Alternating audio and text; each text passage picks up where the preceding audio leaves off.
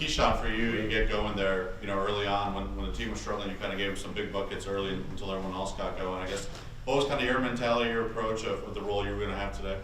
Obviously, we struggled on the offensive end, and I had a skill set to be able to help the team.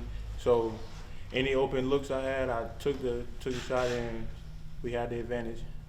We'll go to Justin, and then we'll go to Paul. Keyshawn, what's just the past couple of weeks been like for you on your road getting back and just getting your feet back under you and getting to this point? Work, really. Really the help from my teammates on getting back, the help from the staff, and just working every day, being every day, coming in with the same attitude, good attitude, and everything will figure itself out. We'll go to the players right. We'll go to Paul and then Danny P. DJ, what kind of changed from after, I guess, 5 minutes to go in the first half and the first 10 minutes of the second half? What changed with you guys? Man, we just kept playing defense. When we started scoring a little more, we just, like Coach James was telling us the whole week, just play harder than them. So this is what we did. We out toughened them, and we just came out with the win. So this is what we did. Danny P. DJ, just talk about the spurts that you had one. Obviously, Keyshawn had several, and Josh had a spurt. Just talk about the balance of the scoring tonight. Yeah, man, it could be anybody tonight. We got so many talented guys. Murph showed up clutch tonight. Hub came in, do what he do. So, you never know who turns is going to be, So any other night is good to have talent like that. So you never know who night it is. We'll go to the players left and John in the red. There we go. That's me. DJ, what up, John? you guys obviously going on that run later in that first half, like we mentioned. Did you guys ever kind of get nervous when you were down kind of double digits? And what was kind of, the main message in that huddle? Man, no, we don't really never get nervous. We know that our program is built off toughness. So, sometimes you're going to come out flat. So, you just got to keep fighting, keep believing, and we're together. So, we're just going to keep building and keep fighting. So, this is what we did. We just told each other to keep fighting and keep chopping down the lead. We'll go to the middle. We'll go to Ben, and then we'll go to Tanner. Keyshawn, you were really the only thing that was working offensively early in that game, starting that comeback attempt. It can be tough going in and out, I'm sure, but what were your teammates and coaches saying to you when you were sort of helping key that comeback early on? It was really the defensive part. They know I got the offensive part, so really defense, they just kept encouraging me on defense, and everything else will figure itself out. Last thing for Murph, for me, when did you know you had it going tonight? When I made my first shot. Well, when I seen the ball go in the net. There we go. We'll go back to the left, and we'll go to Justin, John, and then Steph to wrap it up. You've asked a bunch of people this year just about leadership, and just because there's a lot of veterans on the team. You're a third-year guy, and I noticed early on today, you were clapping and yelling during one of the TV timeouts at the bench. How have you sort of found yourself becoming more of a vocal leader through your years here? Really, that's just let me see, how do I put this? Really, that's just me expressing how I feel, really. Going through what I've been through, and that's just me expressing how I feel and what I can become, really. This is for kind of both of you guys, but if we could start with DJ. This 3-game winning streak starts out with y'all kind of beating Tulane, coming, bouncing back off that loss, and then against Murray State, going through that adversity and coming back and winning that, and then kind of today. What have you kind of learned about this team, and what have you seen kind of gelling through this 3-game win streak? Man, we just gelling together. It's a lot of ups and downs in college basketball. So you can't never get too high, you never get too low. So really the main thing, we was trying to finish the game. Because at Murray State, we let them come back a little bit. So we got a little lead, and then coach told us in the media, he said not again. So we told each other we're not gonna do it again. So really we just learning and growing each and every game. Steph, wrap us up. Keyshawn, for you, you've dealt with injuries the time you've been, here at Mississippi State, and obviously this offseason again. I guess just how tough was it for you, and what kind of helped you kind of get through that and keep that positivity for chances like this? I want to thank the guys that stayed here, the guys I've been with for 3 years. They really the ones that encouraged me, seeing my growth as a player, and James believing me as a player to be able to come and still help. So really just a bought-in program to help me keep moving forward and motivate me every day. Coach kind of asked DJ the same question. What do you attribute to what changed after the first 15 minutes of the first half from that point to about the halfway point of the second half? I don't know if something changed. I thought we were really engaged defensively to start the game. They made some really tough shots. A couple balls bounced their way, but I wasn't disappointed in the huddles at all. One time I looked up, it was 7-1. I'm like, God, it feels like we're leading the game just with our effort and the way we were executing.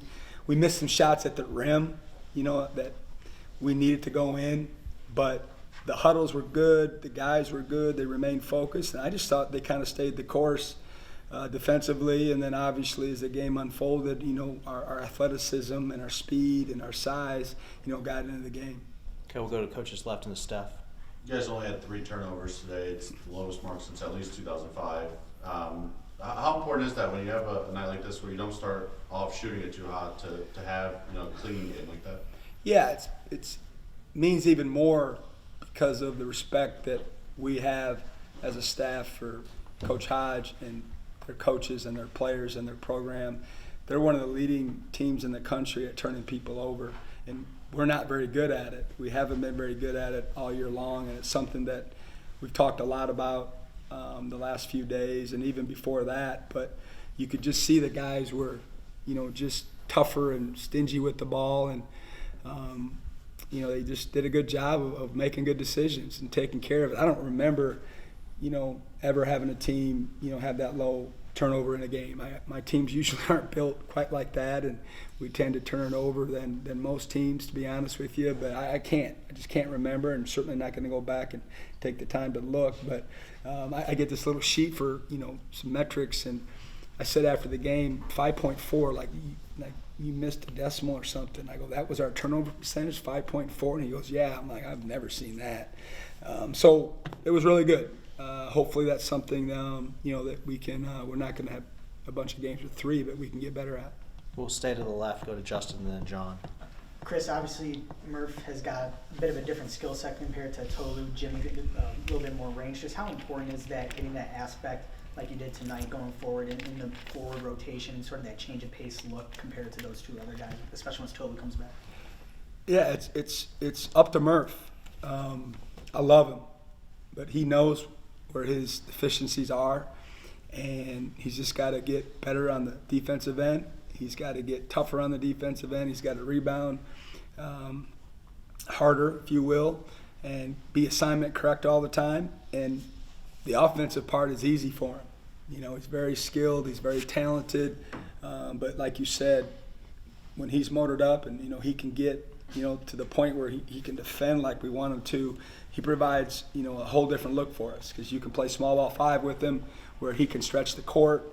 We'd been playing small ball 5 with Cameron, but, he obviously he doesn't shoot it from 3 at a high rate, so it's a different look for us. And then he certainly can play more his natural position with this 4, and then that gives us more length, on the floor, at all times. So it's nice to see him, he should have had more. He missed, a couple bunnies that normally he doesn't, but he had a nice offensive game tonight. We'll go to the middle. We'll go to Ben and then Tanner. Well, I thought it was me after him. Okay, you're right. Go ahead.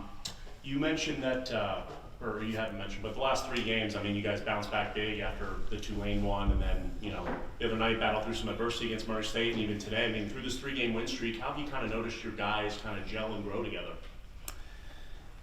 I thought, during the Tulane game that, that would have been on face value, a good response to the previous one. But when you watch the tape, offensively we were great. We were really, really good. But we were up 10-0, and for whatever reason, they didn't have it going that day. And so they didn't give us a bunch of resistance, to be honest with you. And so the defense on tape wasn't very good. We thought we gave up 76, and we just weren't on point. And then obviously against Murray, same scenario. Come out and score, I don't know, I think we had 50, 52 maybe at halftime, and that's, again, not something that's a norm for us. But our defense overall that game, giving up 81 and a 19-point lead, still wasn't up to standard. So, we've had some tough practices recently. We've had some healthy, tough conversations at the same time to get them to understand that, our defense, our offense is getting better. Today, obviously, the offensive rebounds kind of saved us more than anything else. We didn't shoot the ball very well. But on days like that, when, you can give up, 54 and only 22 in the second half, and, guys that follow us every day, you got to be able to tell. I thought we played different today. I thought we played more connected today. I thought we played harder today, and that's what we've been trying to do. That was the goal. And a lot of it, we have to thank, again, Coach Hodge and their players, because we knew how they play. we know these guys really well, and we knew how tough and scrappy and what a winning culture there has. So we had a great opportunity with the timing of the schedule to show a bunch of film and talk about, we want, at the end of the day, we want the answer to be who played harder, the Bulldogs. When I got in the locker room, someone had wrote it on the board, who played harder. So unfortunately, I had to answer the question and make them feel good. It's the first time in 10 years this program has played a game here in Tupelo. What's the importance or significance of playing this game here and just being in all different parts of the state? I thought it was awesome. I'd never been here till yesterday. Came in last night, obviously, and then shoot around today. But I didn't know what to expect. I thought the arena was great. The setup was great. The folks that made this possible, obviously I didn't know anything about any glitches or anything like that, but it seemed very smooth and well run. And the crowd was bigger than I expected. I didn't know what to expect, but it was way bigger than I expected. And it was cool. I mean, you saw a lot of maroon in the stands, and I thought Coach Hodge did an excellent job with the timing of his timeouts. A couple times I thought, here they come, and then boom, he did a good job of timing those timeouts to kind of keep the crowd at bay a couple different times. But a lot of people made it happen, and a couple guys running around here, with Campio Sports, Jake Hedrick and Matt Souther certainly helped. Go ahead. Coach, Moot pretty much stuffed the stat sheet today. 9 points, 12 boards, 7 assists, bunch of blocks, bunch of steals. Talk about kind of his importance on this team and how important it is to have that kind of glue guy. It's like when stuff like that happens, it's like guys that run sprints in practice, and all of a sudden, that they're running, and they'll run one at 3 or 4 seconds less than they do. And I'm like, cat's out of the bag, man. Like, what are you doing? You have it in there. Let's use it all the time. And Mook's the same way. There's no reason he's not capable of playing with that kind of energy every single night. And it's all over the floor. He flirted with the triple-double.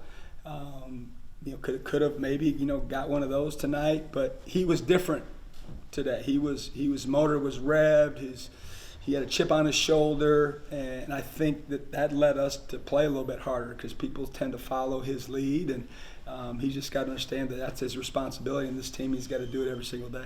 Coach is right, and Danny P. Coach, we talked about Keyshawn and Josh had a little bit of a spurt. DJ had a spurt. Just to talk about the balance and scoring and how that really helped. Yeah, I always love when we're balanced. If I had my druthers, that's the way it'd be. It's just a scouting nightmare, and every game obviously unfolds differently. And we didn't play as many guys as we normally do, but it's just one game. That doesn't mean we're not going to in the future around here.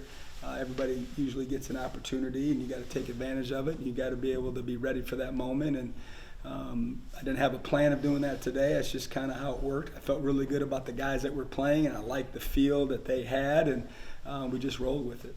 Go back to Steph and then Justin. Keyshawn was talking a bit about kind of his off season and the frustrations of having to kind of work through another injury, and he said that some of the guys who have been here with him throughout the last few years were big in getting him through that. And you talk so much about leadership, just for him specifically, how big has it been to have some of those older guys around him to help him through another frustrating experience?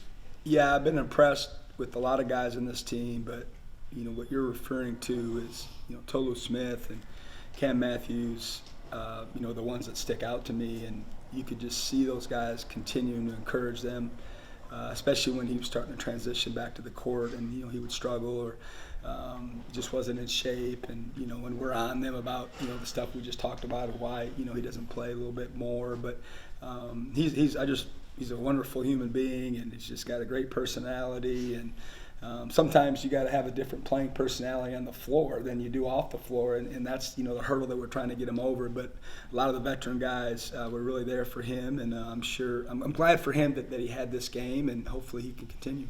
Go ahead, Justin. Chris, going off of that with injuries and the guys gelling, I'm just curious, how have what you wanted to do with this team over the past couple of weeks, I guess, maybe evolved as the guys have gotten more healthier and the group has gotten closer and more, I guess, working off of each other? Yeah, we've talked a lot about playing with playing with and each. Oh my God, scratch that. We talk a lot about playing with and for each other. That's been kind of a rallying cry at times recently. It's just every single night you're not going to play your best on offense. But play with the guys on the court. And for each other at all times. And you can see it starting to get better that way. We're still a long ways away from where we want to be, but our practices, I thought, were even better leading up to this game, and it was nice to see him get on the floor. Got time for a couple more. We'll go back to Ben. Another strong game offensively for DJ, and against a team that plays really good defense and is known for that. What have you seen from him these last few games? He's definitely really come on strong. Yeah, he's playing, how we envision him playing, and he's in a great space right now.